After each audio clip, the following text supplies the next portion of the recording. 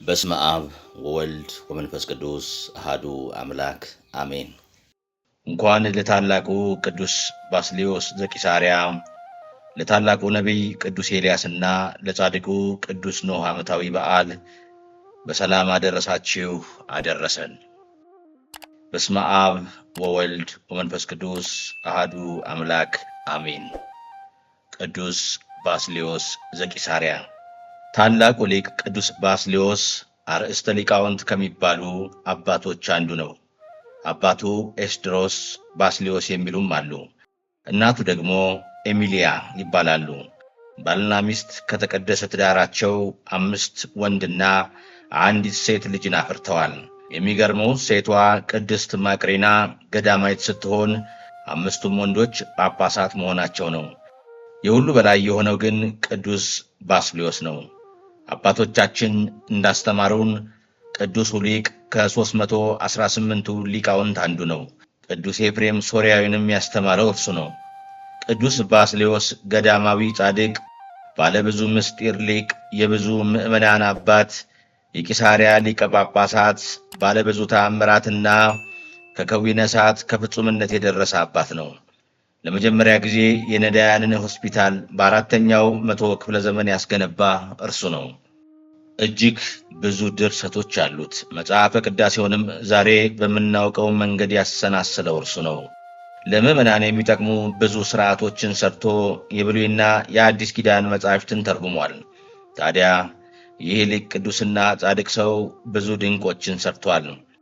በዘመኑ እዚያው ቂሳርያ ውስጥ አንድ አገልጋይ፣ በዘመኑ አጠራር ባሪያ ነበር። የሚሰራው ደግሞ በሀገረ ገዢው ግቢ ውስጥ ነው። ለሥራ ሲገባ የሰውየውን አንዲት ብቸኛ ልጅ ተመለከታት።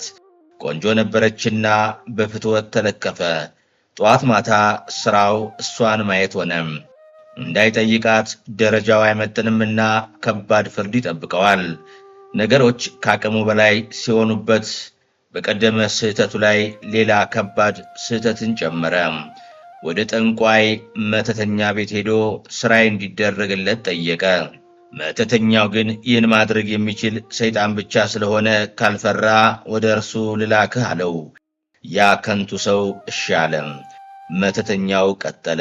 በል ሌሊት 6 ሰዓት ሲሆን ወደ አሕዛብ መቃብር ሂድና ግራ እጅህን ወደ ላይ ዘርጋ፣ ከዛ ይመጣልሃል ብሎ ላከው። አገልጋዩም የተባለውን ሲያደርግ ከአጋንንት አንዱ መጥቶ ነጥቆ ወደ ጥልቁ የሰይጣኖች አለቃ ወደሚገኝበት ወሰደው። ጋኔኑ ሰውየውን አለው፣ አንተ የፈለግከው እንዲፈጸም መጀመሪያ ክርስትናህን ካድ፣ በክርታስም ላይ ክህደትን ጽፈ በፊርማ ስጠኝ አለው። ያ ልቡ የታወረ ሰው እንደተባለው መጽሐፈ ክህደቱን ለሰይጣን ሰጠ። ወዲያው ያ ያመጣው ወደ ቤቱ መለሰው። በማግስቱ ጠዋት በሀገረ ገዢው ቤት ታላቅ ግርግር ሆነ። አንዲት ልጃቸው ያን አገልጋይ ካላገባችኝ ራሴን አጠፋለሁ አለች። ቢለምኗትም ልትሰማ አልቻለችም። ወላጆቿ ግራ ስለተጋቡ ከምትሞት ብለው እያዘኑ ልጃቸውን ከአጋንንት ጋር ለተዛመደ ሰው ሰጡ። እነርሱ ተጋብተው ኑሯቸውን ቀጠሉ። ወላጆች ግን የአንድ ልጃቸው ነገር እንዲህ በዋዛ ሊተዉት አልወደዱምና ጾሙ፣ ጸለዩ፣ ተማለሉ። በእንዲህ ሁኔታ ብዙ ዓመታት አለፉ። ወላጆቿ ግን ተስፋ አልቆረጡምና እግዚአብሔር ሰይጣን የቀማትን ማስተዋል መለሰላት። አንድ ቀንም ባሏን ጠርታ ቤተ ክርስቲያን ተሳልመህ ቆርበህ ስመ እግዚአብሔር ጠርተህ አማትበህ ታውቃለህ አለችው። እርሱም በጭራሽ አላውቅም አላት። ለምን ብትለው የሆነውን ነገር ሁሉ ዘርዝሮ ነገራት።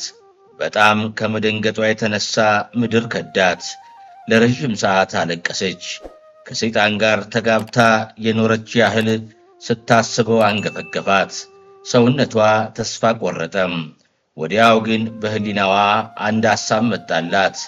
ያ ታላቅ የእግዚአብሔር ሰው ከሰይጣን ባርነት ሊገላግለኝ ይቻለዋል አለች። ፈጥናም ወደ ቅዱስ ባስልዮስ ዘንድ ሂዳ ከእግሩ ስር ወድቃ አለቀሰች። እርሱም ልጄ ሆይ አይዞሽ፣ በእግዚአብሔር ዘንድ ሁሉ ቀላል ነው፣ ሂጂና ባልሽን አምጪው አላት። ሂዳ መጣችው።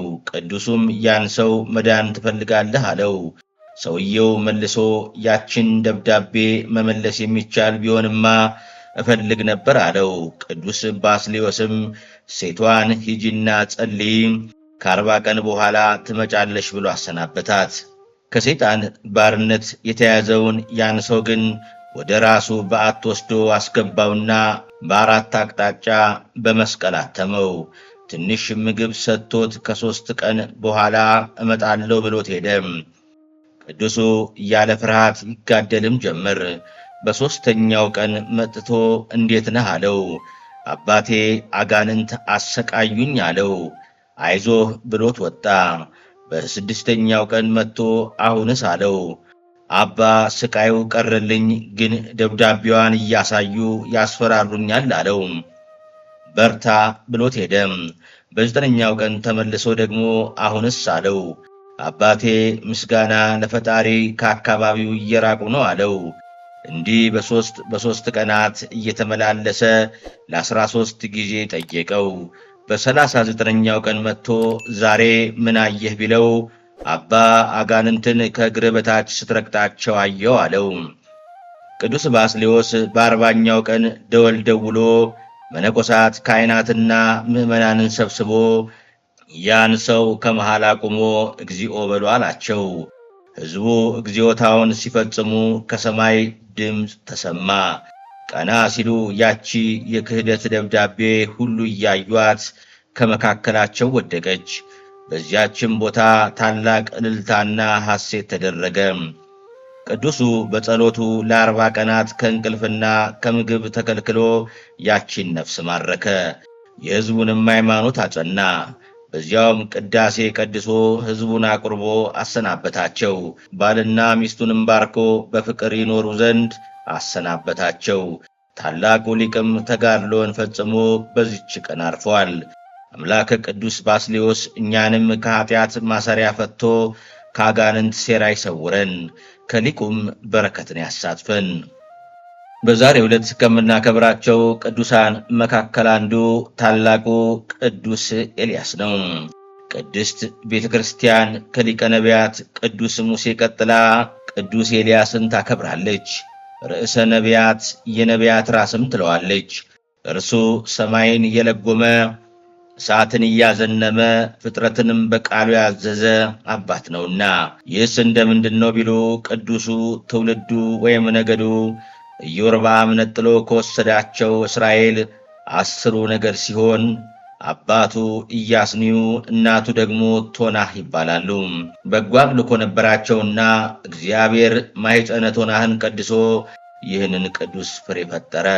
ቅዱስ ኤልያስ በተወለደ ቀን በቤታቸው ብርሃን ተሞልቶ ታይቷል። ብርሃን የለበሱ 4 ሰዎች መላእክት መጥተውም በእሳት ሰፋድል ወይም መጎናጸፊያ ሲጠቀልሉት ወላጆቹ በማየታቸው ደንግጠው ለነቢያትና ለካህናት ነገሯቸው። ካህናቱ ግን ነገሩ ቢረቅባቸው ምን አይነት ፍጥረት ይሆን? በእስራኤል ይነግሥ ይሆን ወይስ ነቢይ ይሆን ብለውም አድንቀዋል።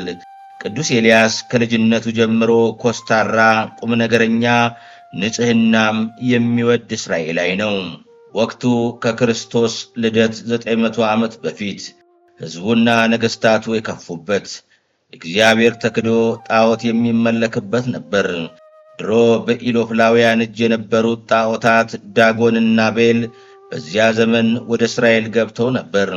ቅዱስ ኤልያስ ግን በዚህ ክፉ ትውልድ መካከል ሆኖም ሥርዓተ ኦሪትን የጠነቀቀ የንጽሕናና የአምልኮ ሰው ነበር። በዚያም ወራት እግዚአብሔር ለነቢይነት ጠራው። እርሱም እሺ ብሎ ታዞ የእግዚአብሔርን የጸጋ ጥሪ ተቀበለ።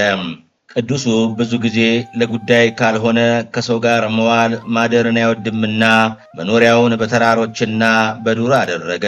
በተለይ ደብረ ቀርሜሎስ ለእርሱ ቤቱ ነበር። በዚህ ሕይወቱም ከመልከ ጼዴቅ ቀጥሎ ለድንግልና ነበርና፣ ለብሕትውና ብቸኛ ነበርና፣ ለምንኩስና ተሐራሚ ነበርና በብሉይ ኪዳን መሰረትን የጣለ ነቢይ ይባላል። መቼም በብሉይ ኪዳን የቅዱስ ኤልያስን፣ በዘመነ ክርስቶስ የመጥምቁ ዮሐንስን፣ በዘመነ ሊቃውንት ደግሞ የአፈወርቅ ዮሐንስን ያህል ደፋርና መገስጽ አስተማሪ አልነበረም። በጊዜው ደግሞ አክዓብና ኤልዛቤል የሚባሉ ክፉ ባልና ሚስት በእስራኤል ላይ ነግሰው ሕዝቡን ጣዖት አስመለኩት። ይባስ ብለው ደግሞ በወይኑ እርሻ አማካኝነት የኢዝራኤላዊው ናቡቴን በሐሰት ምስክር ደሙን አፈሰሱት። ናቡቴም የአባቶቼን ርስት አልሸጥም አልለውጥም በማለቱ እንደ ሰማዕት ይቆጠራል። ኤልያስ ግን ይህንን ሲሰማ ወደ አክዓብና ኤልዛቤል ቀርቦ የናቡቴ ደም በእናንተ ላይ አይቀርም፣ የአንቺንም ደም ውሻ ይልሰዋል አላቸው። በዚህ ምክንያት ኤልዛቤል ልትገድለው ብትፈልገውም እርሱ የእግዚአብሔር ነውና አላገኘችውም። በዚህ ብስጭትም ይመስላል 1000 ነቢያትን ሰብስባ ፍጇቸው አለች። 900 ሲታረዱ 100ውን ግን ቅዱስ አብድዩ በዋሻ ውስጥ ደብቆ እየመገባ ተረፋቸው። በእስራኤል ውስጥ ግን አመፃና ኃጢአት እየተስፋፋ ሄደ። እግዚአብሔርን ስጦታ እየተመገበ ሕዝቡ ለቤል ወይም ለበዓል ሰገደ። ይህን ጊዜ ቅዱስ ኤልያስ ከሰማይ ዝናብ እንዳይወርድ ከለከለም። ለ3 ዓመታት ከ6 ወራት ዝናብ ለዘር ጠል ለመከር ከመስጠት ተከለከለ። ሕዝቡ በኃጢአቱ ምክንያት ተጎዳ። እርሱን ቁራ ይመግበው ምንጭ ፈልቆለት ይጠጣ ነበር። ይኸው ቢቀርበት ጸለየ። እግዚአብሔርም ከፈለገ ኮራት ወደ ሰራብታ እንዲወርድ አዘዘው። በዚያም የነቢዩ ዮናስ እናት እንጎቻ ጋግራ ብታበላው ቤቷ በበረከት ተሞላ። ልጇ ሕፃኑ ዮናስ ቢሞትም በጸሎቱ አስነሳላት።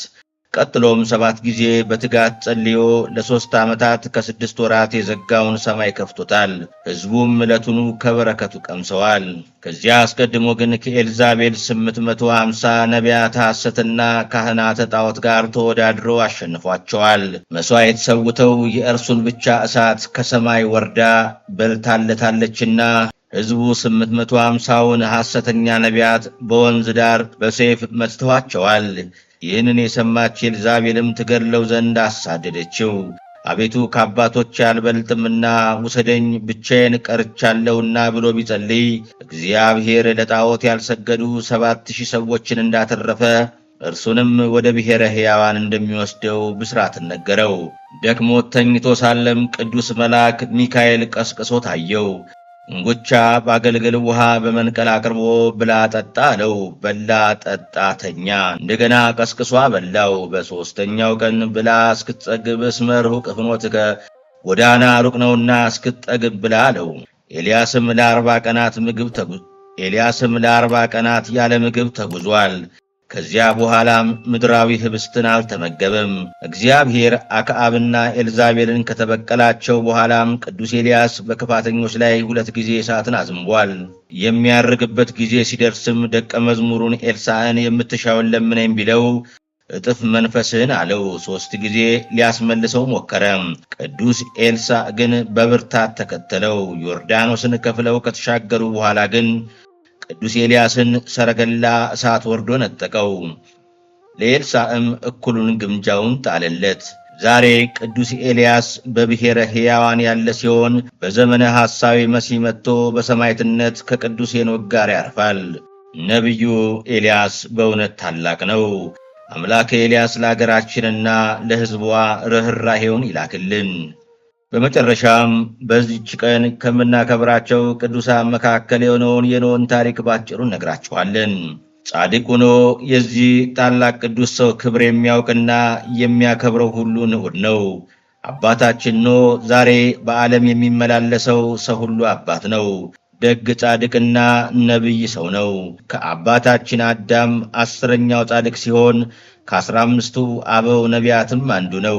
ከአባቱ ከላሜህ ተወልዶ በደብረ ቅዱስ አድጎ ንጽሐ መላእክትን ገንዘብ አድርጎ ለ500 ዓመታት በድንግልና ኖሯል። በእነዚህ ጊዜያትም አጽመ አዳምን እየጠበቀና መሥዋዕትን ለልዑል አምላክ እየሰዋ ያመልክ ነበር። የሴት ልጆች ከቃየል ልጆች ጋር ተባብረው ዓለም በረከሰች ጊዜም በእግዚአብሔር ፊት ጻድቅ ሆኖ ተገኝቷል። ከሚስቱ ከእናታችን ሃይከል ወይም አምዛራ ጋር 3 ጊዜ አብሮ አድሮ ሴም፣ ካምና ያፌትን ወልዷል። የጥፋት ውሃ በመጣ ጊዜም የእመቤታችን ምሳሌ በሆነች መርከብ ድኗል። ከመርከብ ወጥቶም ከጌታ ጋር በቀስተ ደመና ምስክርነት ቃል ኪዳን ተጋብቷል። ከዚያም ዓለምን ለሦስት ልጆቹ አካፍሎ ለ350 ዓመታት በበጎ አምልኮ ኑሯል። በዚህች ቀን ዕድሜን ጠግቦ በ950 ዓመቱ አርፏል። የአባቶቻችን በረከት በእውነት ይደርብን፣ አሜን።